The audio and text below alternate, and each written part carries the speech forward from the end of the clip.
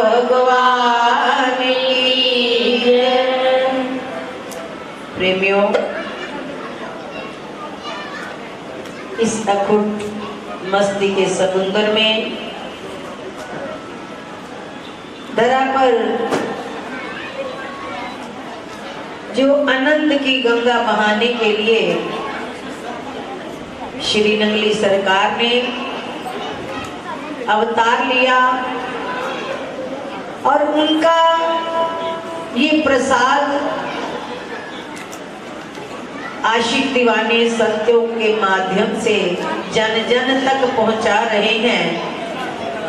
वो अमृत, वो मस्ती और जीवन को जीने की कला सिखाने के लिए मेरे सतगुरु भगवान ने अनेक रूप धारण किए हुए हैं और संतों के माध्यम से वो इस संसार को भाव से पार उतारने का जो ठेका लिया है नगली निवासी भगवान ने।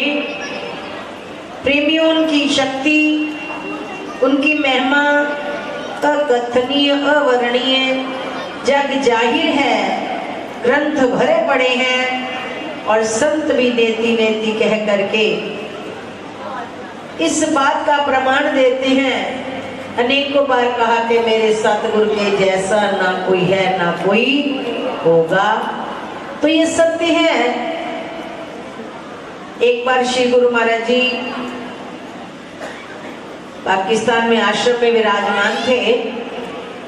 नदी के परले पर एक भयानक जंगल था जहां पर भीलों का ही वास था। वो भील क्या करते थे, दिन दिहाड़े भी कोई उस जंगल से निकलता, उन्हें लूटते और फिर उनका मांस भी खाते थे।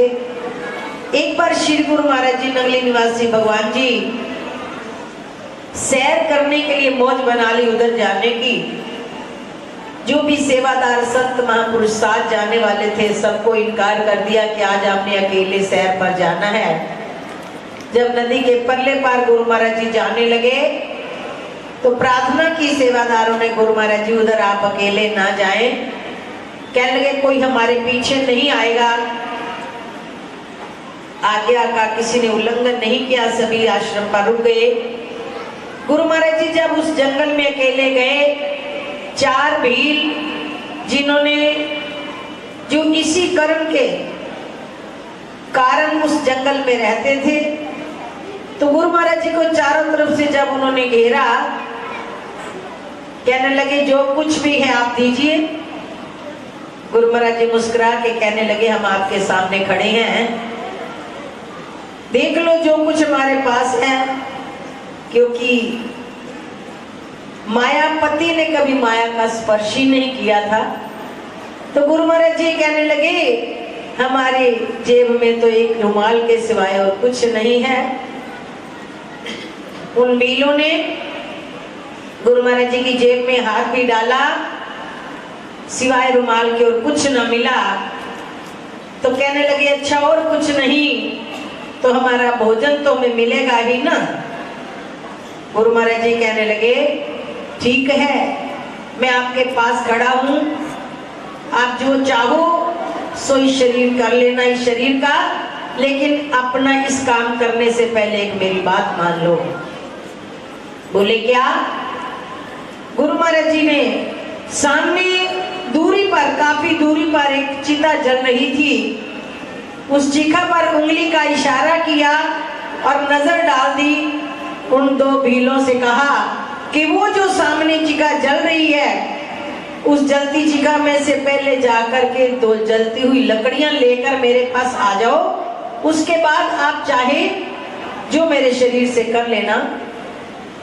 भील बोले आप भागना चाहती हो इसलिए हमें वहां भेज रहे हो? गुरु महाराज जी फरमाने लगे आप चार लोग हो, दो मेरे पास खड़े रहो और दो जाकर के चिखा से जल्दी लकड़ियां उठा कर ले आओ। तो उन्होंने कहा ठीक है। जब दो भील जिन्होंने श्री गुरु महाराज जी को इधर से और इधर से पकड़ लिया, उन्हें तो उनका स्पर्श मिल गया।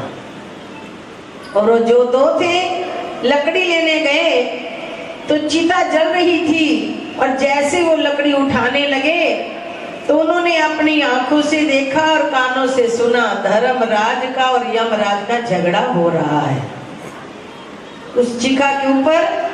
किस लिए?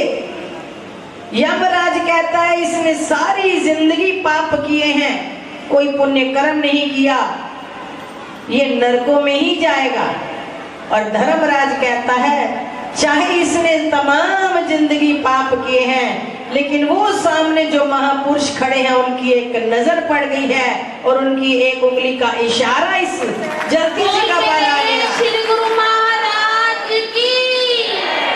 तो अब ये नरकों में जाने का अधिकारी नहीं है, अब ये बैकुंठ में ही जाएगी इसकी रूह, क्योंकि इस जगह पर उस फकीर महापुरुष की उंगली का इशारा और उनकी नजर आ जाने से इसके तमाम पाप ही खत्म होते हैं।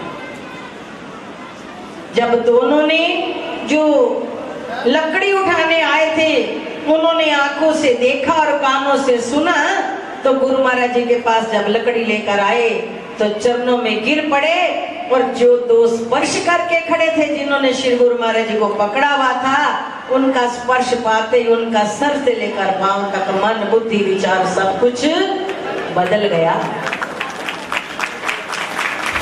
चारों के चारों राक्षसी प्रवृत्ति वाले भील जो दिन दिहाड़े लूटते थे, मांस खाते थे, इंसानों को काट कर खाते थे, वो चारों चरणों में गिर पड़े श्री गुरु महाराज जी के और कहने लगे कि हमें भी अब इन चरणों से सदा के लिए जोड़ लें, अब हम इन चरणों से अलग नहीं जाएंगे। कई जन्म लग जाते हमें इस पाप से मुक्ति पाने के लिए, लेकिन आपकी एक नजर से हम आंखों से और कानों से सुनकर आए हैं कि आपने जलती चिता पर लकड़ी इशारा किया है तो उसके पाप खत्म हो गए और आज आप हमारे सामने खड़े हैं, तो अब हम सदा के लिए आपके चरणों में जुड़ करके अपने जीवन के तमाम पापों से छुटकारा आना चाहते। प्रेमियों, श्री गुरु महाराज जी उन चारों भीलों को लेकर के आश्रम पर आए और आते ही उन्हें स्नान वगैरह करवाया और स्नान कराने के बाद उन्हें आश्रम में वस्त्र दिए और श्री चरणों का सेवक बना करके गुरु दरबार के आशिक और दीवाने बना लिया। है कोई ऐसा इस सृष्टि के अंदर इतने भारी से भारी पापों का बोझ उठाने वाला? त्रेता में राम बने, द्वापर में कृष्ण बने और कलयुग में वो पाप किन और युगों में नहीं था। पहले युगों में एक कंस था, एक रावण था, आज तो गली गली रावण है।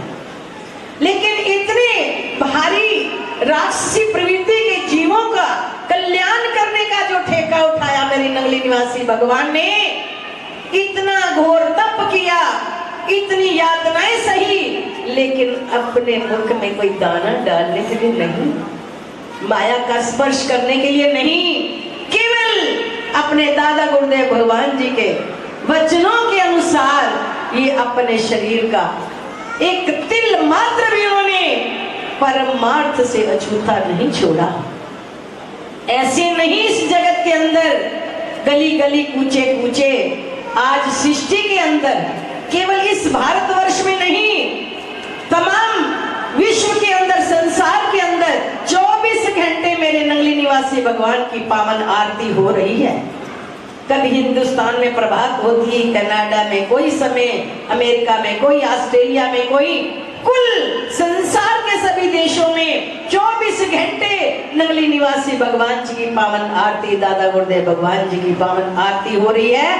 तो ऐसे पूर्ण शहंशाह के साए में आकर के अगर हम एक बार उनकी खुशी के पात्र बन जाएं और उनकी नजरें भी हम पर पड़ जाएं, तो हमारे भी तमाम जन्मों के पाप खत्म हो जाएंगे। बोलो जय